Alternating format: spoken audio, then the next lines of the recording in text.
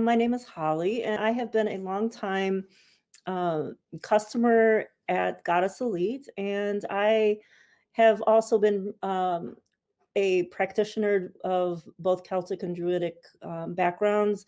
And I also teach Celtic mythology and comparative mythology in my real life. So I was hoping to kind of tell you a few things about the celebration of Imbolc, which is between February 1st and February 2nd, but does extend into February 4th, depending on the actual time in which it falls in the year. Um, the Celtic changing of the wheel is basically based on cyclical time. The Celts believed that basically there was no such thing as death, which I think is a very sort of amazing thing to think of. And modern practitioners of both Wicca and pagan traditions often celebrate these holidays as well as part of their spiritual traditions. So I wanted to talk to you, some of you that are maybe new to these ideas, and tell you a little bit about Imbolc. It is really one of the first markers of spring in the Celtic tradition. And it really celebrates two goddesses, which is interesting, that the goddess Cailleach was considered the winter hag, and these were basically almost like two-faced goddesses in which they were sometimes considered aspects of the same goddess. So the goddess Cailleach ruled from Samhain, or our modern Halloween, and then basically Bridget ruled the warmer months of the year.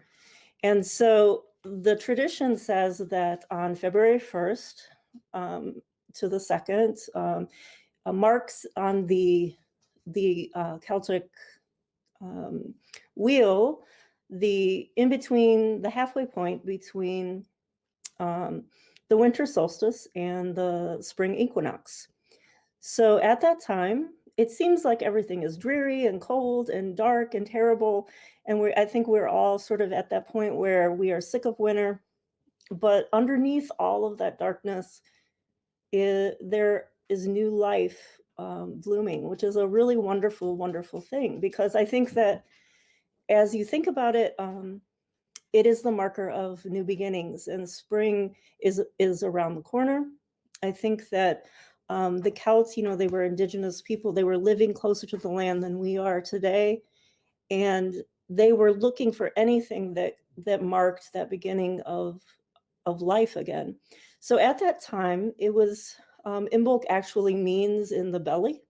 It was the time of the year when ewes were pregnant and they were about to give birth to the lambs, and so there was milk. It was a sign of the milk was coming and this sort of thing.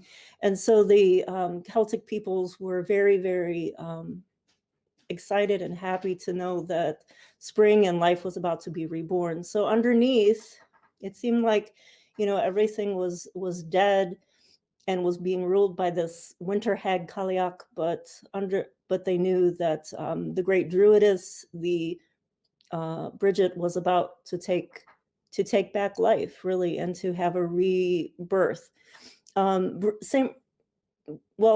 Bridget, the druidess, became Saint Bridget, which was a really interesting thing, because if you think about it, not many goddesses in the pagan tradition ended up being canonized.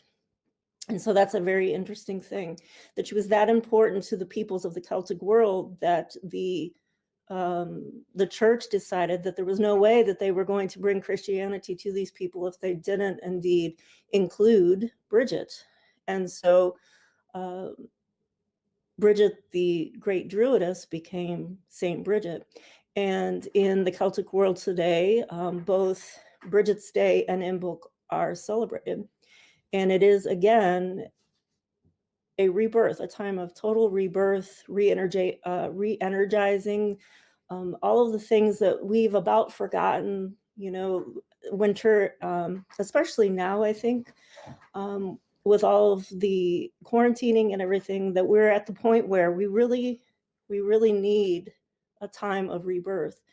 And so Saint Bridget, or the goddess Bridget, was symbolic of, she was Dagda's daughter. She was a descendant of Danu, the great creatrix of the Celtic mythology, the Celtic traditions of the Tuatha De Danann, and she was considered the goddess of both fire, of the eternal fire of inspiration and creation, both in um, poetry and art and smithworking. She was also considered the goddess of the hearth, and so she also was very much the goddess of the um, life never sort of ceasing, that idea of cyclical time. She was the marker of that. And so as we celebrate Imbolc, and I think that it's something that we can certainly do in the modern world. We kind of think of the idea of handing a baton from the winter hag Cailleach to then St. Bridget. So the tradition says that if on February 1st, Cailleach comes out, and she's this old woman, and she's going to collect firewood, and if it is a terrible, terrible, no good, rotten day, then of course she's going to go back to bed. And then Bridget will start to take over, and the Cailleach will actually turn to stone and sleep for the rest of the year.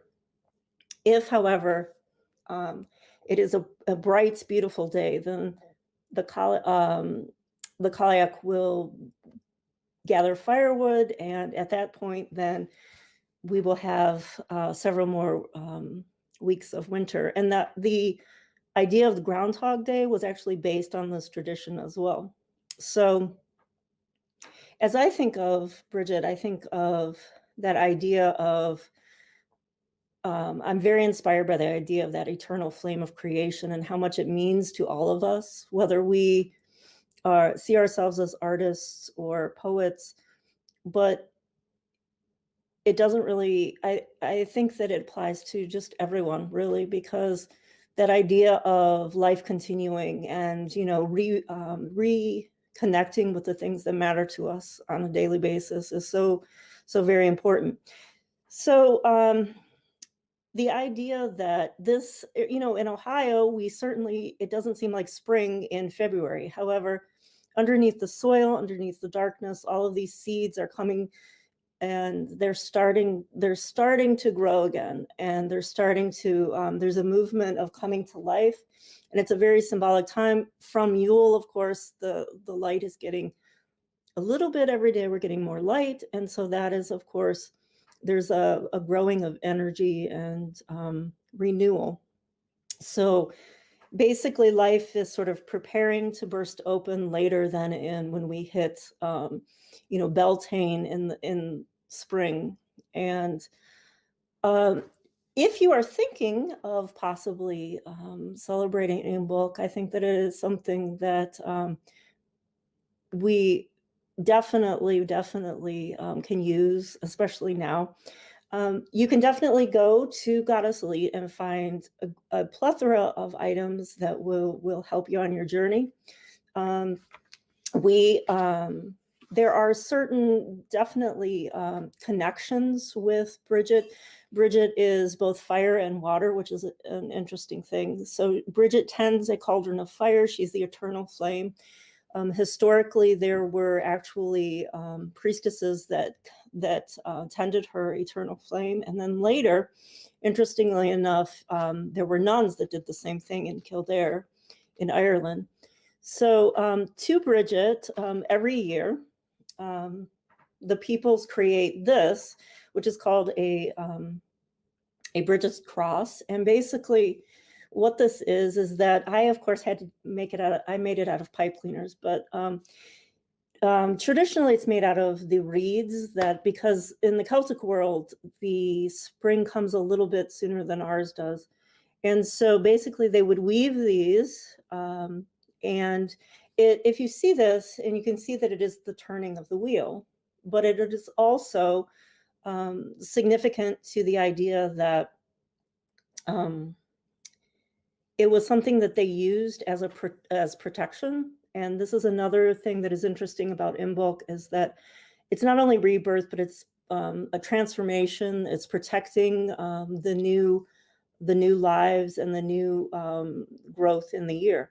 And so these were hung. There are places in Ireland and Scotland that have they found archaeological evidence of 200 of these, let's say, that have gone through a whole family and generations that have created these every year, and they hang them in both the barns and in their houses to protect the families and the tradition, and to protect against any sort of lightning, or when you live in a thatched house and storms are starting to come in early spring.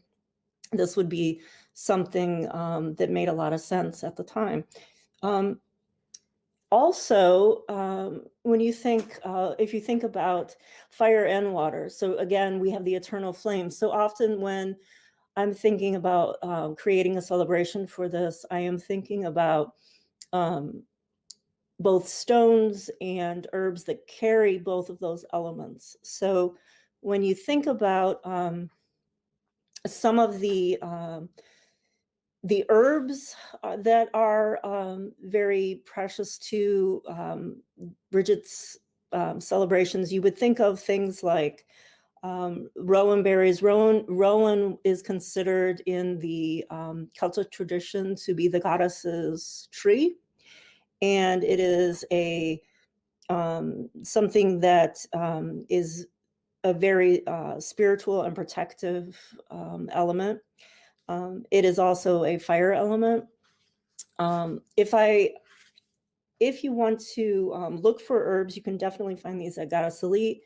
And another herb that would be very significant would be mugwort, because it is also elemental of water, which in the tradition, Bridget also could be reached through um, the wells and water. And so all over the Celtic world, there are about 3,000. Actually discovered wells that are actually for the purposes of paying homage to Bridget and her um, protection and creative energies. And that is, I think, to some degree too, the waters is significant of cycles, and it's also significant of the ancestors. And it's always been considered in the Celtic mythology, and it's always been considered a water or wells, along with the forest groves, are a place where humans can basically connect with the Awarshe, which is the other world. So mugwort is considered an element of water, and it is also an herb that repels negativity and unwanted spiritual energies, and it is also encourages prophetic dreams. Mugwort is often included in dream work, and so it is a herb of transformation. So that is another herb that would be really relevant to the traditions of Bridget. Cinnamon is another element of fire, and it is a protecting, healing herb. It raises spiritual vibrations and is known to increase the potency of any spell work. Frankincense is another one that I would suggest, because frankincense is traditionally and very historically a healing and ritual element that connects you to both spirit and courage in the face of new beginnings, which is definitely something that we're talking about rebirth in the spring, that it definitely makes a lot of sense.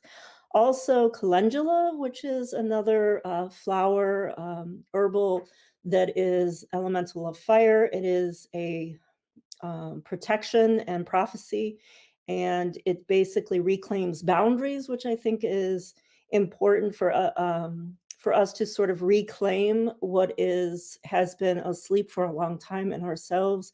I think it's important to um, sort of connect with that possibility, but at the same time, set boundaries as well.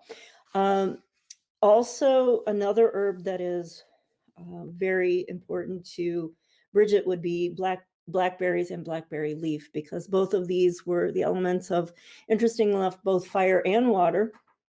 The blackberries would be water and the leaves themselves would be fire, because brambles will bite you. They'll reach out and bite you. And so both of these things are herbs of protection and prosperity, resilience, healing, and also boundaries. And all of these things you can most definitely find these herbs at Goddess Elite. I highly suggest checking it out. You can also, many corresponding stones that go with this also carry that significance of both fire and water. And I would recommend definitely um, um, calcite, red calcite would be something. Carnelian would be a stone, a feminine energy that is basically kind of harnessing that fire energy of inspiration. Um, they also have in store both moss agate and tree agate, which are significant of the earth and that Celtic idea of the grove and the Awashe, that connection to kind of um, cross over and make connection with the other side. Aquamarine would be an element of water and the Bridget's Well. Um, and then also, I would suggest Rainbow Moonstone for its transformative power and connection with the goddess aspect as well. If you go into store, if you're new to this, or like me, I'm always reading. And today I went in to look at some other things and ended up bringing more books home. But they definitely have a great deal of books on. There's a series from Llewellyn that has the Sabbats, and if you can see here, this is the Imbolc, and it will give you basic ideas about just the history, the mythology, there is some spell work in here as well, some ideas, even some kitchen witchery, that sort of thing, to help you celebrate. They also have this book, Tending Bridget's Flame, which is an excellent resource. I highly recommend this one. It gives you more detailed really information about Bridget herself and how the transformation between Druidess to saint was so important to the Celtic peoples. And also this one is called Celtic Myth and Magic. It's by Dane McCoy. This one is the one that I actually picked up today, and I'm really excited to look into more, and I will get back to you on this one. But so far, there's some wonderful, wonderful resources in this. There is a whole collection. These are just a couple of the ones that I had in front of me. There's a whole collection that you should definitely check out. Also, there are corresponding, I highly recommend both white and green candles for a connection with the goddess and the ancestors, and also the green, the grove, the earth, all the renewal, both physically and spiritually for all of us. And also we have several decks, and at some point, there's a whole table at Goddess Elite that I think you definitely, if you're interested, you should check out. But these are just a few of them. I've read with all of these and I really love them. I think that they work really well together. Um, they're right now in store, they have several druidic um, decks, which are wonderful.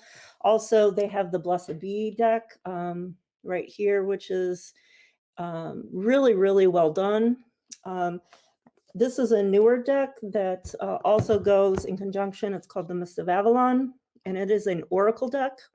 Oftentimes, you can read both at the same time, which is an interesting way of getting um, sort of details that maybe support a reading.